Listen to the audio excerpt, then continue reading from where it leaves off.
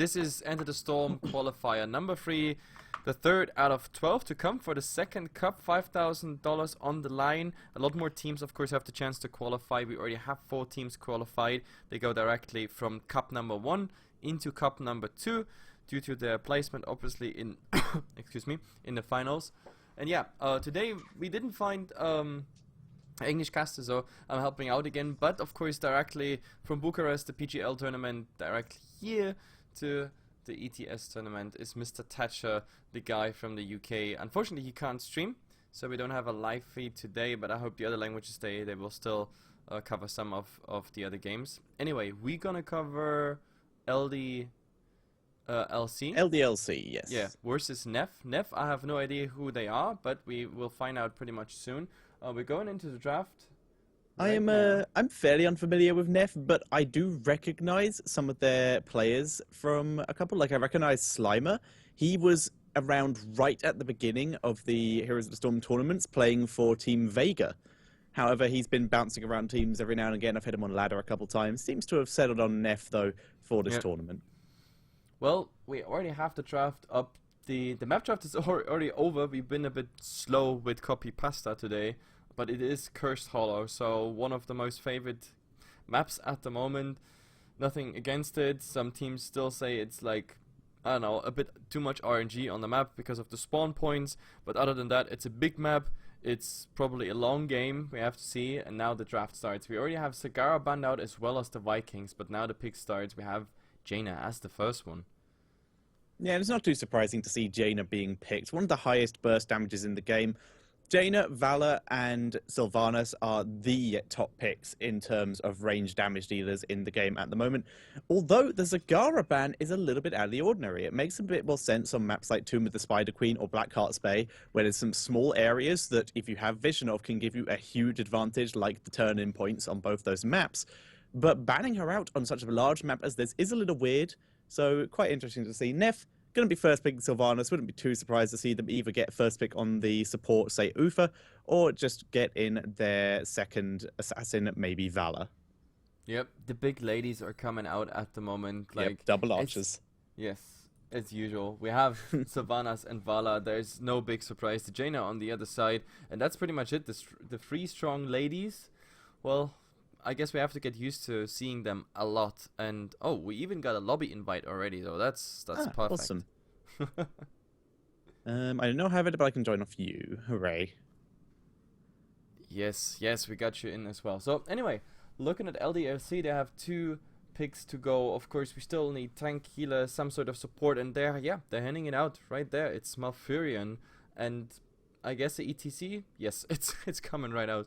As I say, LDLC is one of those teams that love their ETC, and Malfurion is, well, to be honest, it's not my most favorite healer at the moment. Like, we saw nicer combinations with Riga, for example, but, well, the healing over time is definitely something that's really nice on Malfurion at the moment. Yeah, Malfurion's pretty cool. His heroic is definitely one of the best heals in the game. It is like their Lily heal, only it's un-CCable. And combined with Ice Block, he's actually a fairly safe healer to run. A lot of the others can get caught out.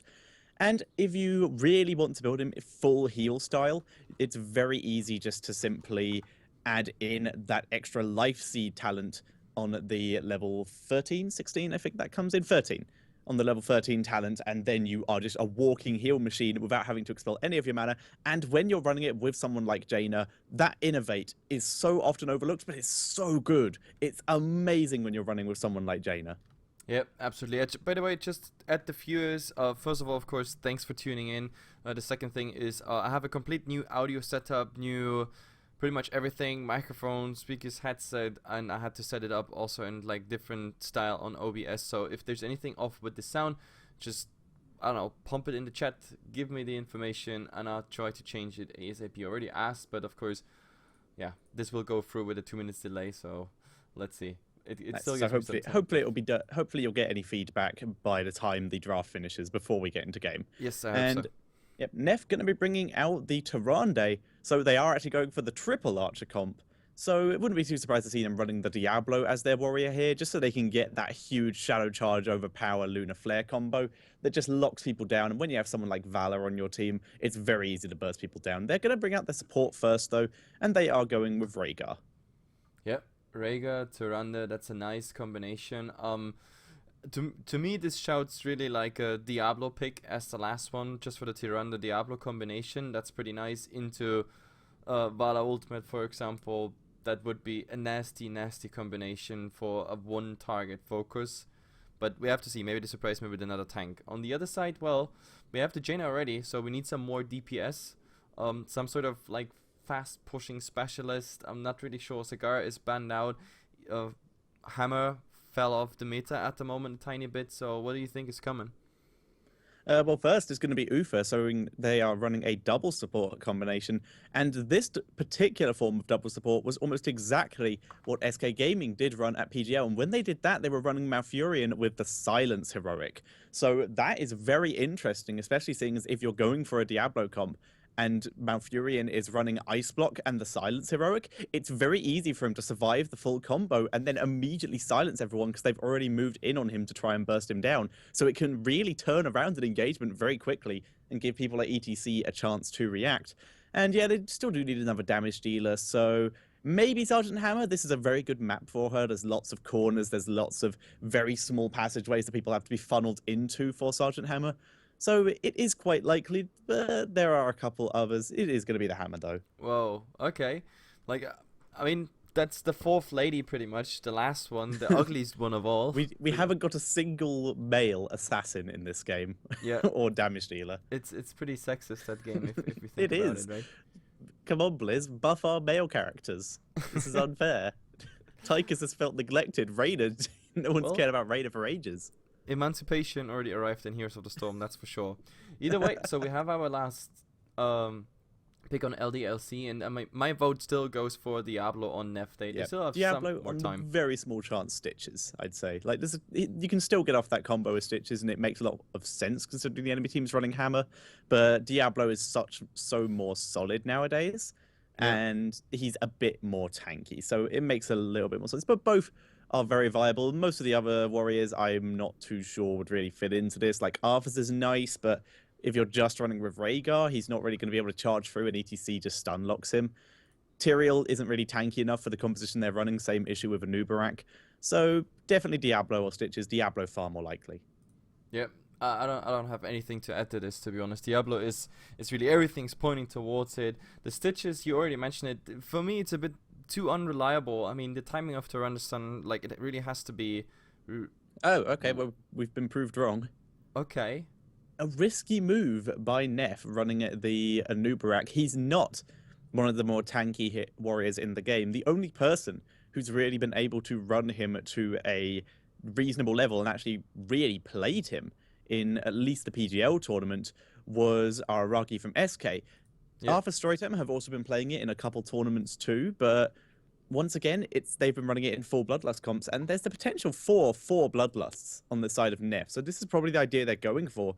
The question is whether they can get that good engagement they need for the 4 Bloodlusts before Hammer and Jaina rip them to pieces. Yep. I mean, if you look at this draft, the sustained damage on NEFF is definitely a lot higher. With Jaina and I setup combination, LDLC, of course, is also, well, quite decent, but I think their sustain really goes over time due to healing and everything. But as we stated, wow, they're really fast in the lobby. I like that. Like, those teams, so... I like organized teams. Yes, yes, I love this. Like, no fall from back, so we're swapping really fast into the in-game. I hope I have there all the names right. It's 00 LDLC will be on the right side. I am ready as well. Yep, we have 7 out of 10 ready, so hopefully we'll get into it as soon as possible. And I wouldn't be too surprised to see either Malfurion running the Silence Ultimate or Ufa running the Stun Ultimate. One of them's going for their damage ability in this. And against NEFF, I think the Silence might be a bit more effective than the Stun due to the AoE and the fact they're against more ranged characters, and the Silence goes a little bit further. Yep. And now I just have to test. We're loading into this game here. It's the first of the day. Potentially, I think 4 or 5 games are coming since we're already starting with round number 2. 19 teams, so round 1 was really just 2 games, which we are not going to follow. We have to see who's getting there in round number 2. So we start with round number 2. And right now I see it, well, NEFF and Matt, they are pretty much in the same branch of the bracket, which means if Matt wins and then LDLC, by the way, those, don't wonder guys, they are listed as POP in the bracket, but they are LDLC. Either way, yeah, if they both win, they play against each other. They are set up for the next round. So they kick each other out already potentially in round number 3. So I'm also looking forward to actually follow these games. Anyway, back to Heroes of the Storm casting. I have to get used to the UI and my key bindings. Zoom is in, everything's there, talents is up. Hefla, you're so good today. Anyway, let's really fast introduce the team. On the left side here, Team Blue. That should be LDLC, and my overlay is correct. Yes, that's Polata, LOL, VS on the Jaina here, Alastor on the Hammer. We have Vipilino on the ETC, and Malfurion played by Hiroka. Give me really fast the other side. On the right-hand side, it is going to be NEFF. In the mid lane, it is Rogilutrak, I think, on the Anubarak. In the bot lane, it is going to be Krieger on the Valor. And in the top lane, beginning to group up, it is Delvis on the Tyrande, Zaffi on the Rhaegar, and Slimer on the on the Sylvanas. Yep, Slimer. That actually reminds me of the old school Ghostbuster times, but nice name.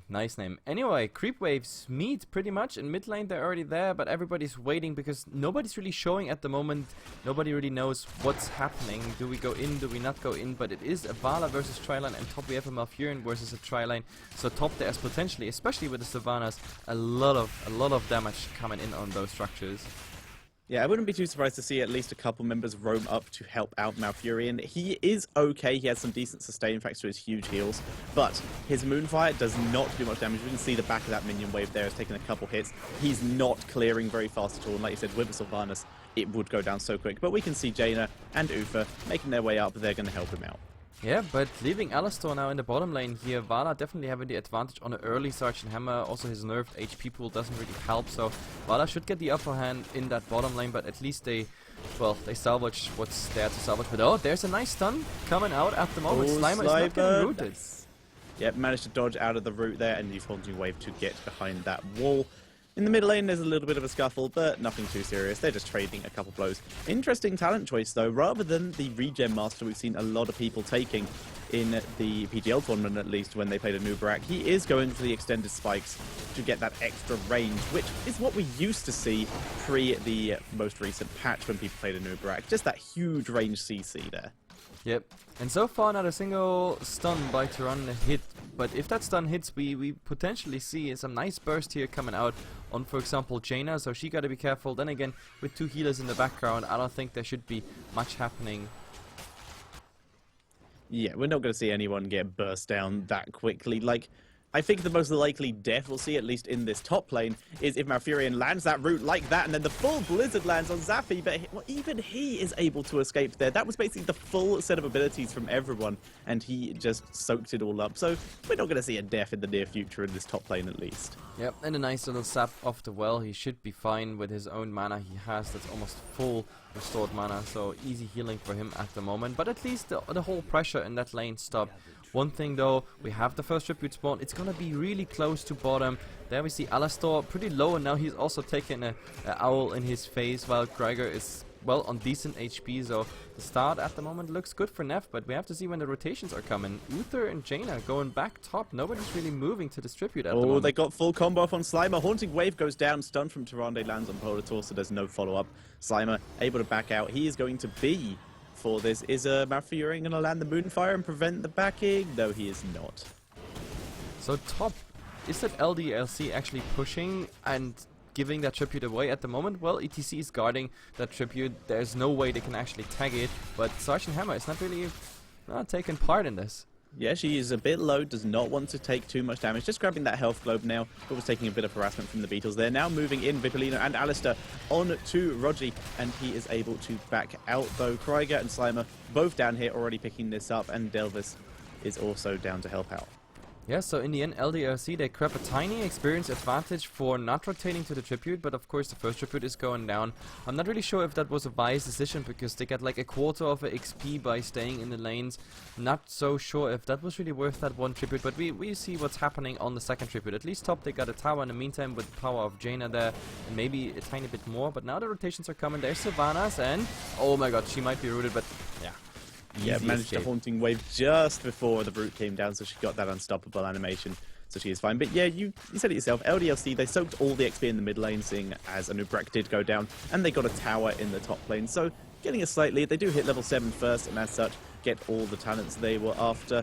Pre-heroics, battle momentum is coming in on ETC. It's what we're seeing a lot more now in terms of his builds. We have the cleanse on Uther and the enduring growth, setting up for just huge amounts of healing on Malfurion. Yep, so far everything's pretty much standard. I mean, that Uther going for the full protection build, that's kind of normal. We have again a tribute. It's in the bottom lane, so this time it's, I don't know, LDSC, they have to rotate this time. Giving 2 tributes at the beginning, why just for, now it's like half a level experience advantage, but I don't think that's really worth it. You have to see ETC again gardening it against Krieger, so you can't really tag it first. And oh, he's actually in trouble here, like Alistar doing some nice damage on him. Yeah, Alistar has also had to back up, though. Takes a full Hungering Arrow from Krieger. Krieger staying a bit far back. In comes Politol. They're going on to Roji. He's taking a lot of damage. He does have his burrow, and he is going to burrow out of there. But this basically sets Alistar up to get a free tribute. And this will be the first one for LDLC. And they don't really lose that much XP. They still have a load of people in this top lane still soaking up, and they're clearing the wave. So Slimer hasn't been able to push as much as he'd like. He's only taken down the first 2 towers, rather than the towers and the wall. And mid lane, they didn't lose too much either, as the minion waves just sort of clashed on their own.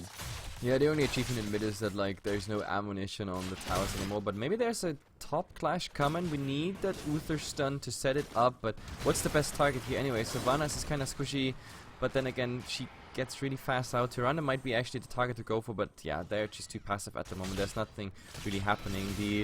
Yeah, Anub'arak in the mid gets replaced by the Rigger just for the soaking purpose. That's pretty much it. And well, this way we have the tower top falling. But other than that, both teams are really conservatively playing at the moment. It's all about the experience in the lane. Yeah, Vipolino has been dueling pretty much anyone who comes into his lane. He's been absolutely destroying Roger in there and just doing so much damage. And then Zaffi comes in to try and hold it, and Vipolino just expends all of his ammo and immediately wipes him down to about half health. So Vipolino just doing so well in this lane at the moment. However, like I just said earlier, he's been expending a lot of mana. However, you can see heroics have hit first for LDLC. It would be, they were probably hoping for a tribute to spawn a little bit earlier, because now the tribute is about to spawn, but it's a little bit late, seeing as we can see they're about halfway through level 9 on the side of NEFF. They're having to back up though, as they did just take most of a blizzard to the face. I'm not even sure they go for this tribute at the moment. The owl is trying to catch someone. The tribute is spawning, but ETC's continuing to win all the duels. He's gone to the bot lane this time. There's no one interrupting this. Nope, like even Anub'arak doesn't manage it. So there we got it. Wow, that was really close.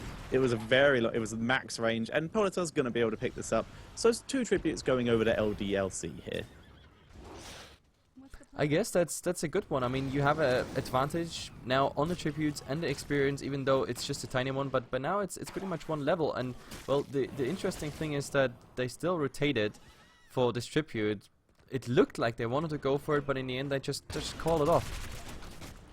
Indeed. Having a look at some of the heroic talents that we're seeing from both teams here, we can see that LDLC did in fact go for the double safety heroics on their supports in the form of Divine Shield and the Tranquility. Other than that, the standard Stage Dive, Water Elemental and Napalm Strike. They're going in on Slimer now. Slimer does get rooted, full Blizzard, but he's able to Haunting Wave out, gets both heals from his teammates, and it's fine.